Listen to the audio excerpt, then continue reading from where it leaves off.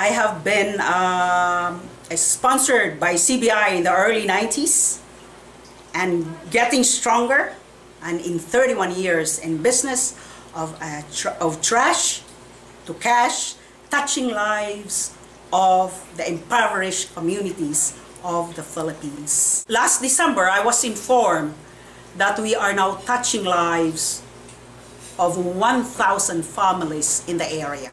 The integration of market intelligence, which I am learning from CBI,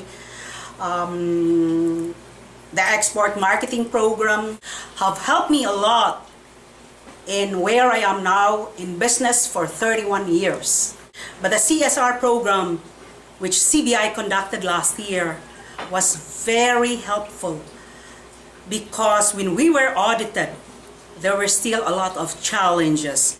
For this year, I am nominated for as the social entrepreneur for 2012 by Ernst & Young, and I will be representing Philippines. Because of CBI, I was invited in Kuala Lumpur to discuss on wholesale and retail prices, where Bill Gates was speaking on the first day and I was speaking on the second day.